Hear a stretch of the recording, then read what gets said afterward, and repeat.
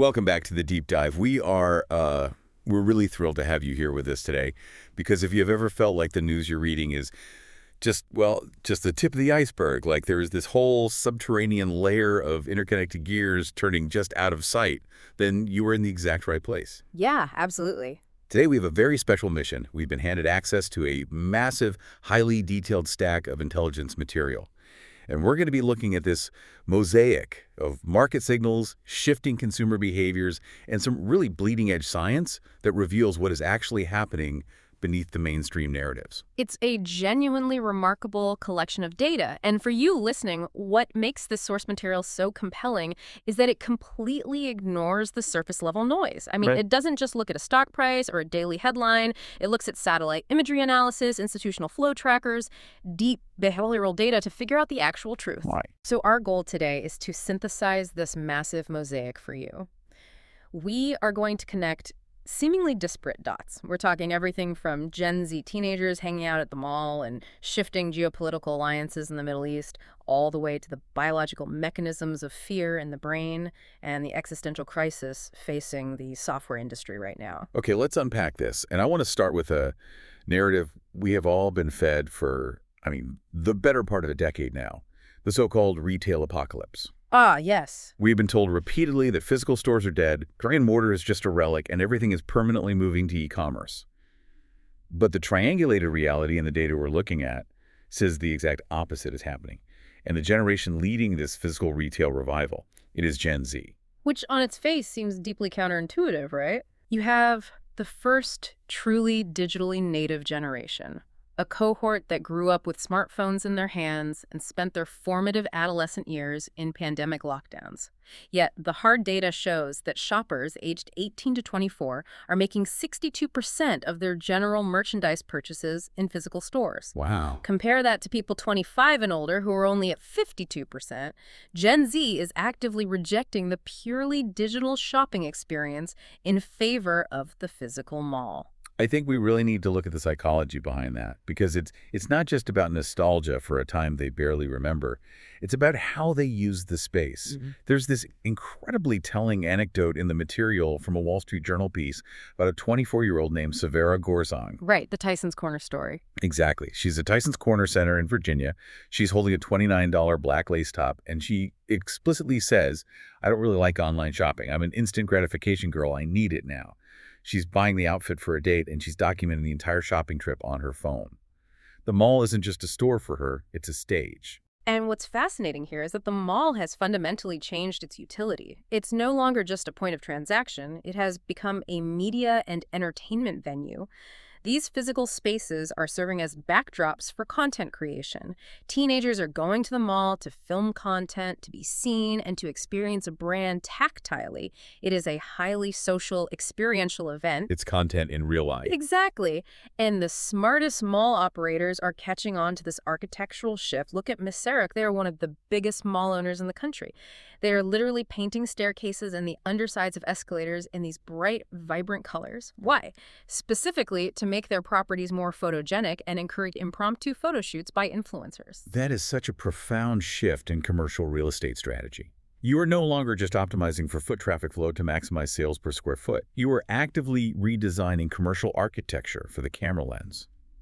And the brands that understand this convergence of physical and digital, they are the ones thriving. The research highlights a digitally native fast fashion brand called INTERCEPTED. They started entirely online, but they realized they needed a physical footprint to capture this specific Gen Z energy.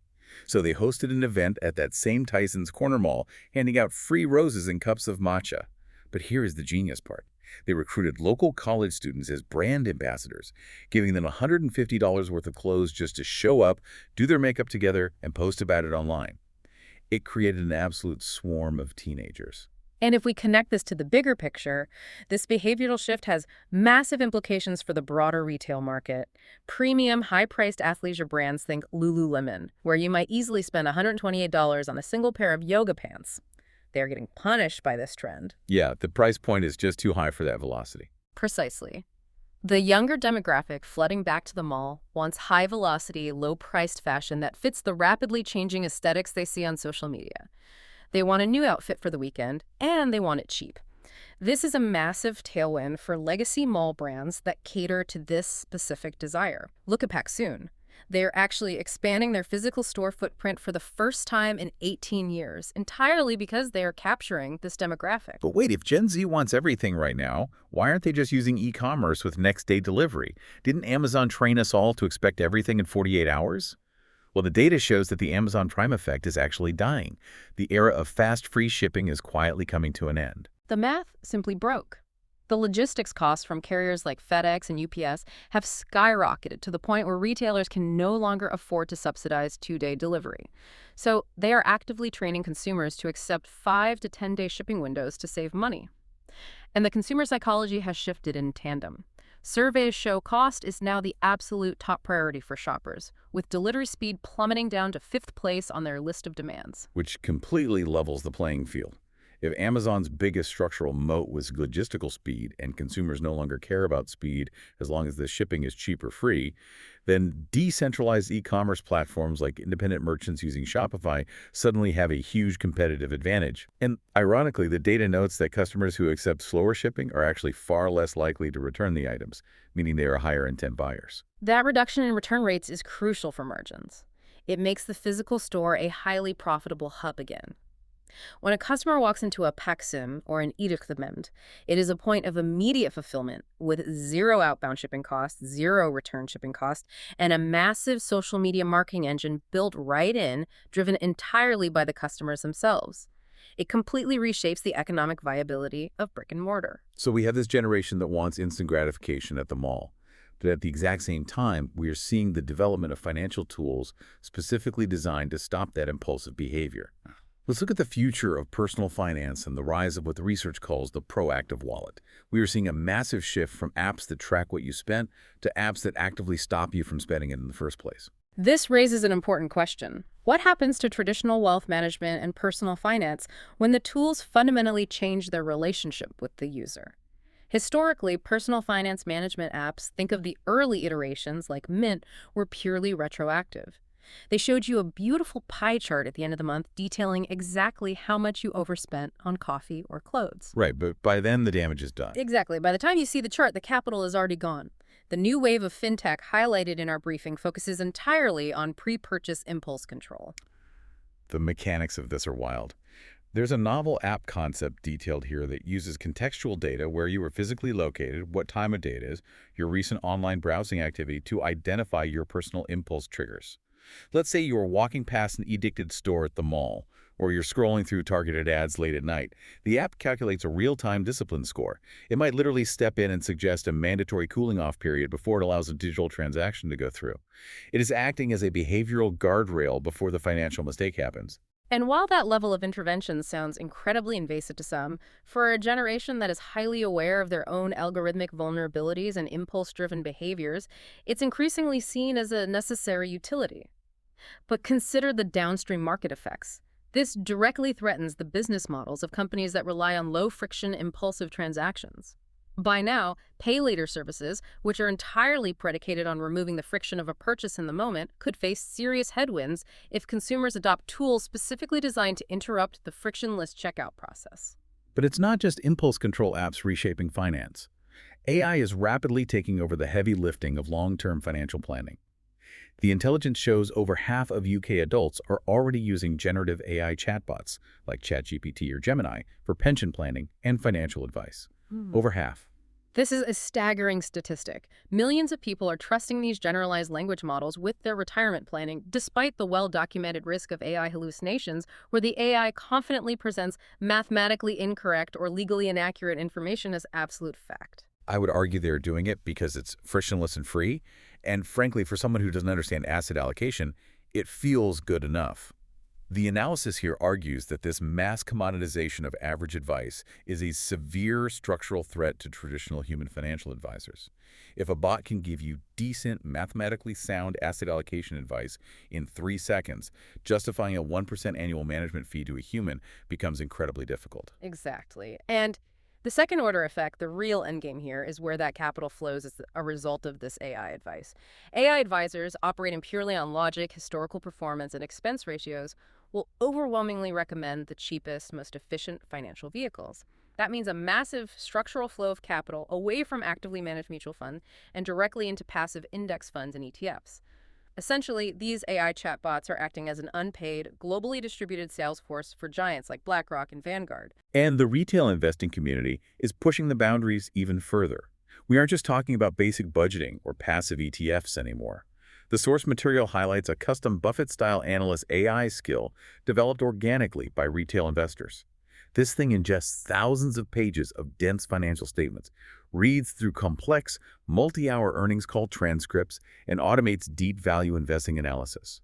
It evaluates a company's economic moat, scrutinizes management quality, and spits out a valuation in seconds. Which completely democratizes institutional-grade research. The analytical tools and data processing power that used to cost tens of thousands of dollars a year on a specialized terminal are now effectively open source and instantaneous. Retail investors are armed with the same analytical processing power as a mid-sized Wall Street hedge fund. That's incredible power for the average person. It is. But we must acknowledge the systemic risk this introduces. If millions of retail investors start relying on the exact same underlying AI models for fundamental analysis, you risk creating deeply correlated market behaviors. Everyone spots the same undervalued asset at the exact same time, leading to massive crowded trades and heightened market fragility. That is a fascinating vulnerability. Yeah. And it brings us to a crucial evolution in the technology itself.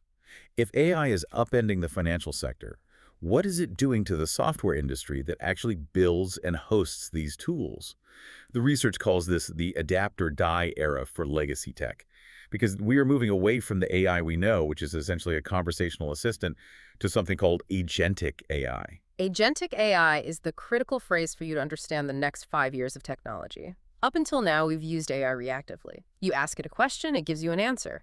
Agentic AI is an autonomous entity that can reason, make decisions, and execute multi-step tasks independently across different applications without constant human prompting. The intelligence argues that this is an existential threat to traditional enterprise software companies, the massive legacy giants like Salesforce or Oracle. The core issue is disintermediation. But let me push back for a second.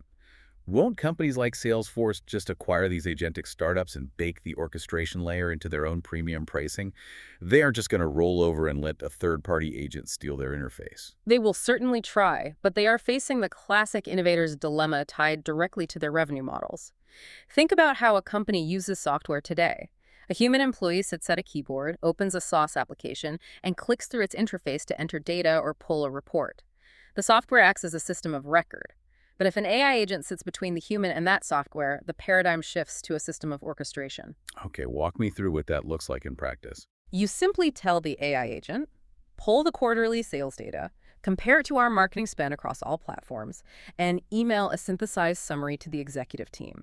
The agent invisibly interacts with the APIs of Salesforce, the marketing software, and your email client, does the work, and sends the message. So the human employee never actually sees the Salesforce interface and never log in. Precisely. And if the human never logs into the interface, the entire per-seat pricing model of the software industry collapses. Legacy software is sold on a subscription model. You pay a license fee for every human employee who needs access. But if one centralized AI agent does the work of 50 employees interacting with that database, the vendor just lost 49 subscription licenses. The value shifts entirely away from the old database companies and moves to the company that controls the orchestration layer. That is why it's an existential threat. That is a massive transfer of enterprise value. But to get massive, risk-averse enterprises to actually hand the keys over to these autonomous agents, they have to solve the hallucination problem we talked about earlier. You can't have an AI agent autonomously sending mathematically incorrect reports to the executive team. The data highlights a fascinating new architecture designed to solve this, called Vericore. Right, the multi-agent approach. Yes, it doesn't rely on a single model. It uses a multi-agent architecture. Basically, it prompts Claude, GPT, and Gemini simultaneously. It forces them to cross-verify each other's answers, debate inconsistencies, and rigorously cite sources before presenting a single high-confidence output to the user. It acts as a middleware layer of trust. For highly regulated industries like finance, corporate law, or medicine, accuracy is non-negotiable. You cannot afford an AI hallucinating a legal precedent in a brief or a drug interaction in a patient file. Systems like Vericore are the necessary structural bridge for true enterprise adoption of autonomous agents. They provide the audit trail. And alongside accuracy, there is the massive issue of privacy. If you are a multinational corporation feeding your most sensitive intellectual property into an AI, you absolutely do not want that data pinging a server farm halfway across the world. The intelligence mentions a tool called Prism, which is a local-first Firefox extension. It organizes complex AI prompts and context right on your local machine, keeping your proprietary data completely private from the big cloud providers. This represents a massive shift toward edge computing in AI. As models become smaller, more optimized, and more efficient, you won't need to send your data to a centralized data center to get a high-quality output. The processing will happen locally on your company's internal servers, your laptop, or even your phone. Absolute privacy and data sovereignty are becoming the ultimate competitive differentiators in the AI arms race.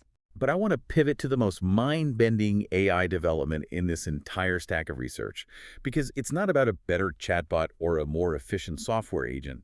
It's strictly biological. A company called Eon Systems achieved what they're calling a total paradigm shift. They successfully simulated the brain of a fruit fly.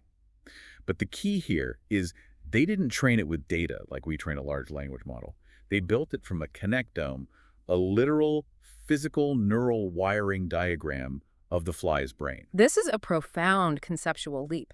Traditional AI operates on statistical probability. It predicts the next word or the next pixel based on billions of examples it has ingested. It is, at its core, pattern matching on a massive scale. Eon Systems is attempting true brain emulation. They mapped the physical structural wiring of the 130,000 neurons in a fly's brain and simulated that architecture digitally. And then they just turned it on. Yes. And when they activated it, the simulated brain began exhibiting complex emergent behaviors like walking, grooming, and navigating space without ever being explicitly trained or shown data on how to do those things. It just naturally behaved like a fly because it was physically wired like a fly. It implies that intelligence, movement, and behavior are inherent to the structural architecture of the brain, not just the volume of data pumped into it. And if that methodology scales up to more complex organisms, we could see a move away from the incredibly data-hungry statistical AI we use today into a realm of digital consciousness that actually mimics biological reality. But in the near term, the statistical AI models we do rely on are incredibly power-hungry. The physical infrastructure build-out required to support this current AI revolution is staggering, and it's putting immense strain on global systems. Which is where the smart money is quietly making an absolute fortune. The research notes that private equity giant KKR is preparing a multi-billion-dollar sale of a data center cooling company. It highlights this massive, often overlooked hidden cost of AI, the thermal tax. Data centers generate an immense amount of heat, especially when running the high-performance GPUs required for advanced AI models. To operate these facilities, you need incredibly specialized liquid cooling infrastructure. The market is realizing that the companies providing the picks and shovels, specifically power and thermal management companies, like the publicly traded firm Vertiv, are the true bedrock of the AI boom. Without aggressive thermal management, the physical servers literally melt. So we have this massive energy-devouring infrastructure build-out happening globally to support AI. And what does all that infrastructure need? Power. Massive amounts of energy. And that sudden massive demand for energy is colliding with a global energy market that is currently fracturing. Which brings us to the volatile reality of global geopolitics. The macro situation outlined in the intelligence is deeply concerning. We are looking at a severe escalation in the U.S.-Iran conflict. This isn't just political posturing.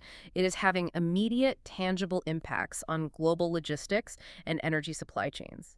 Shipping routes through the Strait of Hormuz, one of the world's most critical maritime choke points, have been severely throttled. Here's where it gets really interesting, though. The ripple effects are staggering. U.S. crude oil surged past $90 a barrel at the fastest pace since 1983. Diesel and gasoline prices are jumping significantly week over week. And Europe, which is already dealing with severe energy insecurity, is getting hit even harder. The data notes that European natural gas prices have doubled from their recent lows. And if we connect this to the bigger picture of policy, you see how rapid geopolitical stress shatters long-term domestic goals. Europe has prided itself for decades on leading the global charge for green energy and decarbonization. But when faced with an immediate, acute energy crisis and doubling natural gas prices, that political will dissipates incredibly fast. The new buzzword echoing through Brussels isn't sustainability, it is competitiveness. Right. They are panicking because their legacy-heavy industries, manufacturing, chemicals, agriculture, simply can't afford the raw energy cost to operate. So to keep those industries from collapsing, they're actively watering down their own climate regulations. The analysis specifically mentions they are weakening the Carbon Border Adjustment Mechanism, or CBAM, by introducing carve-outs and delays for critical sectors like fertilizer production. Which creates a fascinating market alpha opportunity across the Atlantic. By neutering their own carbon border tax just to survive the energy crunch, Europe is inadvertently handing a massive backdoor competitive advantage to U.S. fertilizer producers, like CF Industries. The U.S. producers operate in a much more energy-secure environment with cheaper natural gas, and now they don't have to face the punitive European carbon taxes that were specifically designed to level the playing field. Geopolitical stress creates regulatory arbitrage. The broader market tends to view Middle Eastern conflict as a broad macroeconomic headwind. Oil goes up, inflation ticks higher, consumer spending slows down, everyone hurts a little bit. But the research points out that for some specific entities, this is an acute, targeted micro-risk. Let's look at the Dolan discount. James Dolan controls a highly complex, interlocking web of publicly traded sports and entertainment assets. Madison Square Garden Sports, which owns the New York Knicks and the New York Rangers. MSG Entertainment, which owns the physical arena. And Sphere Entertainment, which owns the massive new venue in Las Vegas. Historically, the stock of MSG Sports trades at a massive discount compared to the private market valuations of comparable sports franchises. Just to put numbers to that, the analysis notes the Knicks and Rangers combined are estimated to be worth nearly $13.5 billion on the open market, but the public company's total enterprise value is only hovering around $8.6 billion. That nearly $5 billion gap is the Dolan discount. Institutional investors hate how intertwined his companies are, with related party transactions seemingly shifting money from the highly profitable sports teams to subsidize his more speculative entertainment ventures. To combat this massive discount, Dolan announced a potential spin-off, floating the idea of separating the Knicks and the Rangers into two distinct, standalone public companies to theoretically unlock that trapped value. But the intelligence suggests the spin-off narrative is a smokescreen, masking a much darker reality tied directly to the Middle East conflict we just discussed. Yes, the entire Dolan empire is deeply, deeply tethered to capital from Abu Dhabi in the United Arab Emirates. It's woven into the fabric of the businesses. The Knicks literally wear an Experience Abu Dhabi sponsorship patch on their game jerseys. More importantly, Abu Dhabi is heavily funding the construction of a massive multi-billion-dollar new Sphere venue in their city. The market is fundamentally mispricing this. The regional instability in the Middle East is not just a macro risk for the Dolans, it is a direct, critical counterparty risk. If the conflict widens, the capital funding the new Sphere and the sponsorship revenues for the sports teams are immediately in jeopardy. The intelligence even notes intercepted chatter regarding severe limitations being placed on private jet flights out of the Gulf region, signaling potential capital flight and deep systemic anxiety among the regional elite. So think about the average retail investor. They buy into MSG Sports, thinking they're getting a great value play on a classic New York sports franchise, completely unaware that the balance sheet and the future growth of the parent company are fundamentally exposed to a potential war zone on the other side of the planet. It perfectly illustrates how globally interconnected these systems are. It does. And geopolitics isn't just happening abroad. It is fundamentally reshaping the regulatory environment right here at home. Which brings us to a critical topic, the political economy and regulatory warfare. Now, before we dive into this, as we look at the domestic regulatory landscape, it is vital to separate the political theater from the market reality. The information we are about to discuss involves highly charged, partisan political strategies and specific political figures from both sides of the aisle. We, as your guides through this material, are entirely impartial. Absolutely impartial. We aren't here to take a side or endorse any of these policies. Our sole purpose is to impartially report on the factual contents of the source material provided, and to analyze how these specific political shifts are actively pricing risk into the market. We are just reading the weather report to see how it affects the crops. Precisely. Let's look at the climate. The research focuses heavily on the Federal Trade Commission, the FTC, under Chair Andrew Ferguson. The text states that Ferguson has explicitly and publicly aligned the independent agency with President Trump's AGA agenda. Historically, regulatory agencies like the FTC have maintained a degree of arm's-length independence from the White House, focusing strictly on traditional antitrust and consumer protection, regardless of which party holds the executive branch. But the analysis suggests this long-standing norm is rapidly eroding. The FTC is now utilizing novel antitrust theories and fraud statutes to aggressively target what are perceived as liberal cultural interests or corporate critics of the administration. The examples detailed in the source material are striking. The FTC is actively targeting corporate diversity, equity, and inclusion, or DEI programs, investigating companies involved in transgender healthcare, and pursuing allegations of media bias. Like the Apple situation. Yes. The data notes a specific warning letter sent to Apple CEO Tim Cook, suggesting that Apple's proprietary news app might violate consumer protection laws if the algorithm suppresses conservative publications in favor of left-wing outlets. From a pure market perspective, this introduces a highly unpredictable, asymmetric vector of political risk into corporate governance. Companies that maintain a high public profile on ESG initiatives or lean liberal in their internal corporate policies now face an elevated threat of aggressive regulatory scrutiny, massive legal costs, and severe headline risk. The cultural mantra of "go woke, go broke" is essentially being institutionalized as a formal regulatory posture by the federal government. But it is not just culture war targeting. That's the fascinating duality here. The research notes the FTC is simultaneously acting as a heavy-handed populist enforcer against massive corporations, regardless of their political leanings.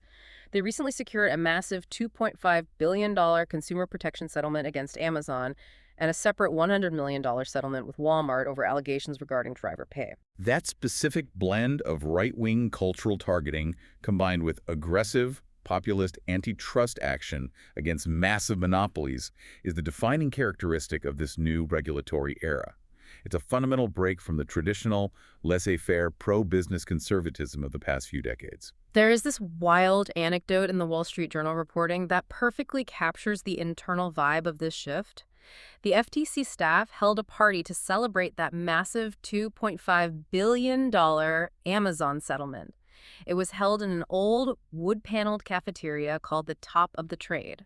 A staff member actually brought a toy gun that shot fake dollar bills into the air to celebrate the massive fine. But Chairman Ferguson immediately stepped in and stopped them from firing it, citing decorum. And the dark irony of the whole situation. People in the room were quietly joking that the toy gun was probably purchased on Amazon with next-day delivery. It perfectly encapsulates the tension and the contradictions inside the agency right now. Meanwhile, on the broader geopolitical and military front, the administration is shifting its focus geographically. The intelligence details President Trump's announcement of the Shield of the Americas, which is a proposed military coalition in Latin America specifically designed to combat powerful drug cartels. But the crucial market-moving detail is who was intentionally excluded from this military coalition: Mexico, Brazil, and Colombia. Trump explicitly expressed deep frustration with Mexico's refusal to allow U.S. military forces to conduct eradication operations within its sovereign borders, and he openly threatened unilateral military action if they don't comply. This is a major strategic pivot with profound economic implications. By aggressively opening a new assertive front in Latin America while the Middle East conflict is simultaneously raging, the administration is drastically increasing regional instability in our own hemisphere. For the market, this is an obvious, massive boon for aerospace and defense contractors. Definitely. But more importantly, it introduces catastrophic risk to U.S. supply chains that rely heavily on nearshored Mexican manufacturing. Over the last 5 years, companies have moved manufacturing from China to Mexico to de-risk. If the U.S. takes unilateral military action against cartels inside Mexican territory, cross-border trade, auto manufacturing, and electronics assembly could face unprecedented, paralyzing disruption. And the broader market is actively reacting to all of this political movement, especially in the cryptocurrency space. Crypto-related equities like Coinbase and Robinhood have been absolutely surging. The mainstream financial narrative says this is a legitimate rally driven by perceived political tailwinds, specifically Trump's vocal support for the industry and his push for the Genius Act to finally regulate stablecoins. Yet the triangulated intelligence in our material screams the exact opposite. The smart money completely rejects the validity of this rally. If you look at decentralized prediction markets like Polymarket, the odds of a major crypto exchange like Kraken actually successfully executing an IPO by early 2026 are sitting at a dismal 7%. 7%. That means the people actually placing bets with real capital think there is virtually no chance of it happening, despite the political cheerleading. Because the deep structural and regulatory hurdles preventing cryptocurrency from truly integrating into the traditional regulated financial system have not been solved by political rhetoric or favorable tweets. Furthermore, The analysis flags a massive, coordinated flurry of insiders selling at companies like Coinbase. Top executives are aggressively liquidating their personal stock into this politically driven rally. When the insiders running the company are aggressively selling into the hype, retail investors should be incredibly cautious. The market is mistaking a temporary political sugar high for a fundamental clearing of legal hurdles. It's a classic case of the mainstream narrative completely detaching from the underlying structural reality. And speaking of narratives that need a harsh reality check, let's pivot from boardrooms facing external political pressure to boardrooms facing severe internal pressure from investors and shifting consumer tastes.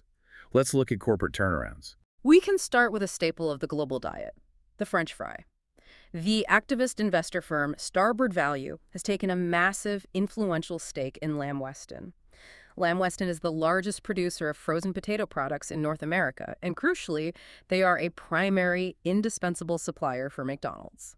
Lamb Weston stock has been struggling heavily, so Starboard is coming in doing what activists do, demanding a staggering $500 million in aggressive cost cuts and operational improvements to boost the share price. They're even demanding the board consider selling off their entire Asia-Pacific business division to raise capital. Now, why does this matter to you if you don't own Lamb Weston stock? Because of the downstream second-order effects on complex supply chains. If an activist forces a critical, high-volume supplier to slash costs, delay capital expenditures, and aggressively boost its own margins, those costs and inefficiencies don't just vanish into thin air. They are passed down the line. It's the bullwhip effect in action. Right. The analysis points out this is a direct, looming threat to the profitability of downstream fast food giants like Restaurant Brands International, which is the parent company of Burger King.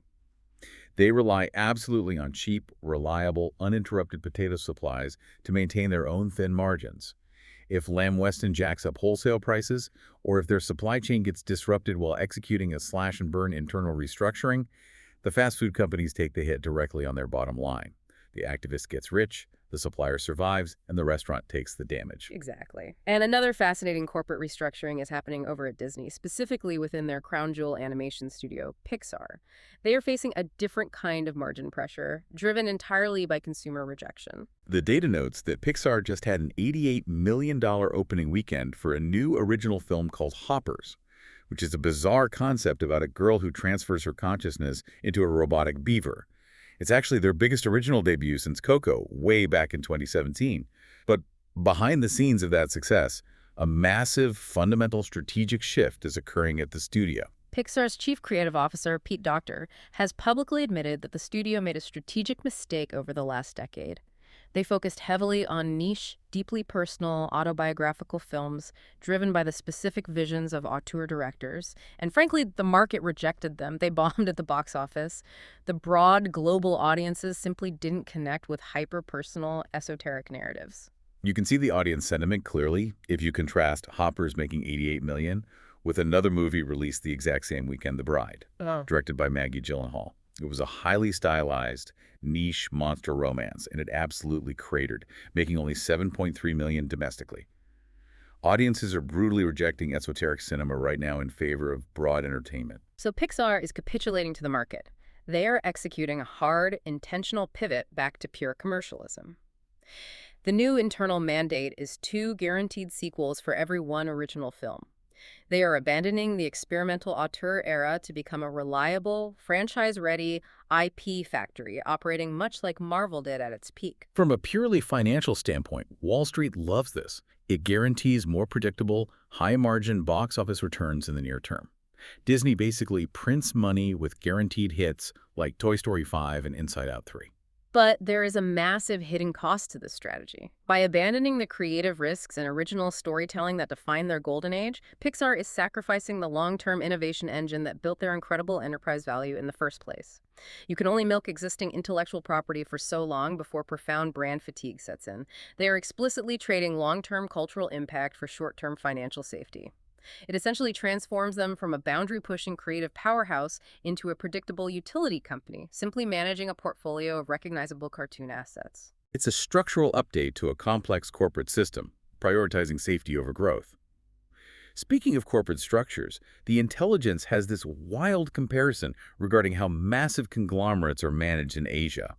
It looks at Swire Pacific, a massive Hong Kong conglomerate, versus its primary rival, Jardine Matheson.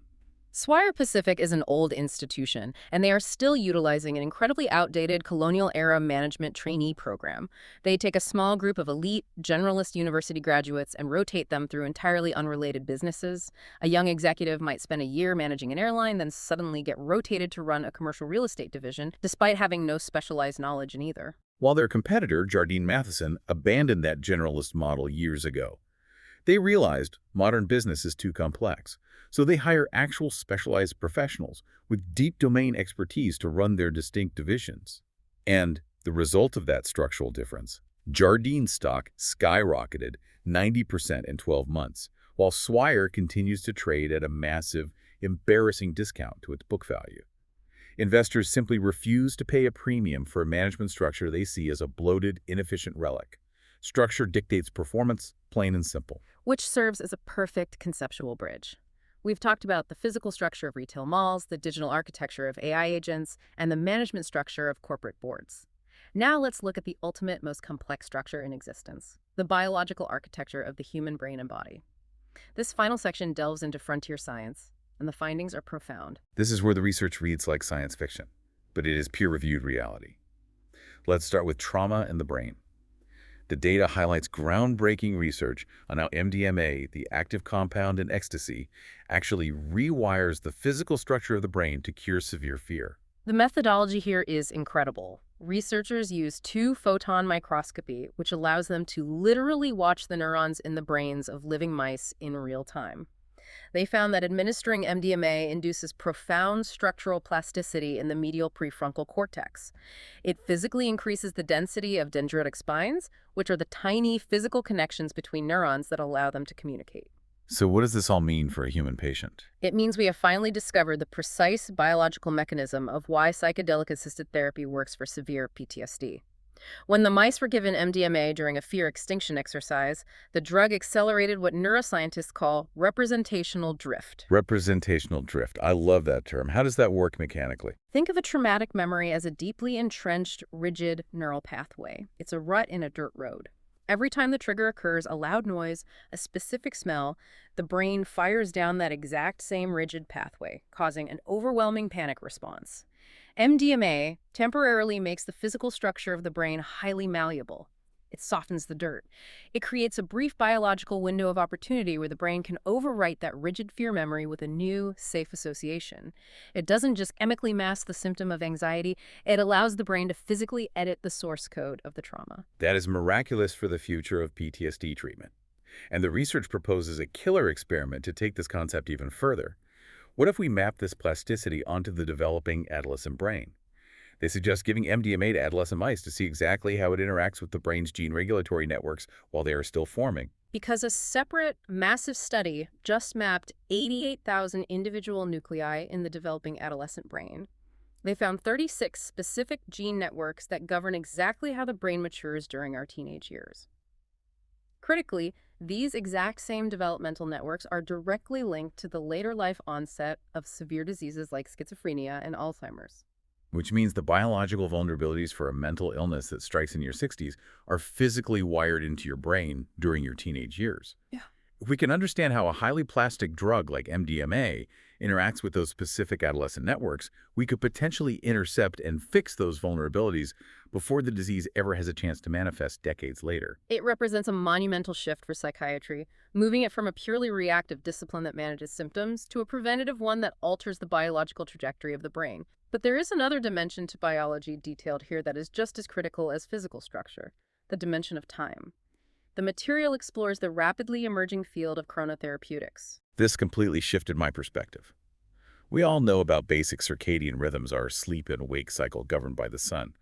But this research shows that our individual organs, down to the cellular level, have their own independent internal clocks. Yes, a study monitoring mouse kidneys across a full 24-hour cycle revealed that aging is fundamentally a dysregulation of these internal clocks.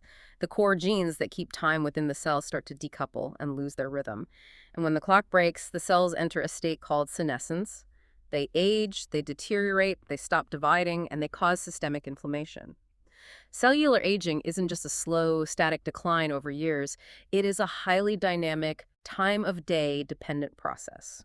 So the implication here for medicine is massive. If cellular aging, vulnerability, and disease are intimately linked to these internal clocks, then the time of day we deliver a medical treatment might be just as important as the chemical composition of the drug itself. Exactly. Imagine administering a highly toxic cancer drug, or even the MDMA we just discussed, timed precisely to the exact peak or trough of a cell's circadian cycle. By aligning the treatment with the body's internal clock, you could radically amplify the effectiveness of the therapy while simultaneously minimizing the toxic side effects on healthy tissue. It opens up an entirely new axis of medical intervention. And speaking of cancer treatments, the intelligence has a vital, highly specific update on gastric cancer. Researchers analyze exactly why some patients completely resist chemoimmunotherapy while others recover. They found the resistance isn't random bad luck. It's actively driven by very specific actors in the tumor microenvironment.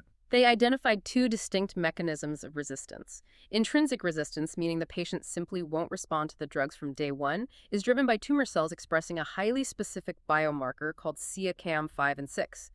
These specific cells actively recruit macrophages to create a literal physical barrier that blocks the immune system's T cells from ever reaching and attacking the tumor. And then there's acquired resistance, which is where the treatment works beautifully at first but then suddenly fails. That's driven by a massive explosion of macrophages secreting a protein called IL-1 beta, which essentially forces the tumor to rapidly mutate and evade the drugs. By identifying these exact biomarkers and proteins, pharmaceutical companies can now develop highly targeted inhibitors. More importantly, it allows oncologists to predict with high accuracy who will fail standard therapy before it even begins, allowing them to design personalized drug cocktails to strip away the tumor's specific defenses. It's all about understanding exactly how the brain and the body organize information, defend themselves, and process tasks.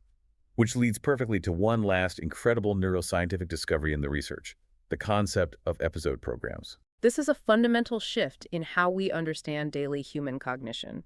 When you start a complex, multi-step task, say cooking a complicated meal or writing a long report, your brain doesn't just process it linearly, step by step. It instates an overarching episode program.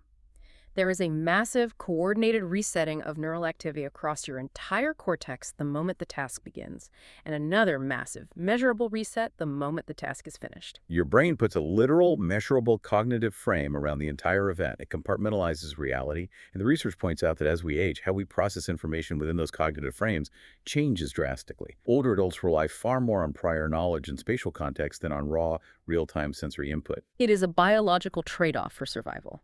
As your eyesight and hearing naturally degrade with age, your brain compensates by relying heavily on what it already knows to be true about the environment.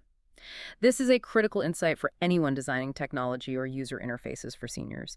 You absolutely cannot rely on complex, novel interfaces that require constant real-time sensory processing. You must prioritize consistency and familiarity, leveraging their deeply entrenched mental models. If you break their expected cognitive frame, their cognitive load spikes dramatically and the technology becomes completely unusable for them. Wow. We have covered an unbelievable amount of ground today. From the tactile, highly social revival of the shopping mall driven by Gen Z, to the invisible AI agents preparing to silently orchestrate our enterprise software, to the volatile geopolitics of Middle Eastern oil and the Dolan family's exposed sports empire. We've navigated the highly charged political targeting of the FTC, the corporate battle for the commercial soul of Pixar, and finally the bleeding edge of neuroscience, mapping the biological roots of fear, time, and aging. If there is one unifying thread connecting all of these seemingly disparate signals, it is the profound fragility and interconnectedness of systems. Whether it is the delicate global supply chain of energy reacting to a drone strike, the precarious per-seat pricing model of a software giant facing autonomous AI, or the microscopic neural pathways in our brains attempting to overwrite trauma, every system we rely on is currently undergoing a massive structural stress test. The winners in the next decade will be those who can accurately read these hidden signals, understand the interconnected risks, and adapt before the legacy systems break. It has been an incredible journey unpacking this massive amount of intelligence with you. But before we go, we want to leave you with one final, deeply provocative thought from the source material to mull over on your own. It's a concept they call the Waitrose-Schrodinger's Mackerel Paradox. Waitrose is a major high-end supermarket chain in the UK. They recently banned the sale of mackerel in all their stores, citing official scientific bodies and environmental regulators that declare the fish is severely endangered due to industrial overfishing in the North Atlantic. The official top-down data says the fish is disappearing and must be protected. But here's the paradox. Local coastal observers, recreational fishermen, and small boat operators report that the oceans are absolutely teeming with mackerel. They can see it with their own eyes. They're pulling them out of the water constantly. It's incredibly abundant locally, yet officially declared endangered globally. Now, extrapolate that paradox into the deeply technological future we've discussed today. We are rapidly handing over our analytical processing to AI agents. We are increasingly relying on complex data models, verification layers like Vericore, and algorithmic consensus to tell us what is true about our finances, our politics, our supply chains, and our physical world. So here's the question we leave you with. As the systems governing our daily lives become far too complex for any single human mind to understand or verify, what happens when the official digital reality, generated by the AI, completely contradicts the physical reality you can see with your own two eyes? When the algorithm definitively tells you the fish is gone, but you can see it swimming in the water right in front of you, which reality will you trust? Thank you for joining us on this deep dive. Keep questioning the narratives around you, stay curious, and we will see you next time.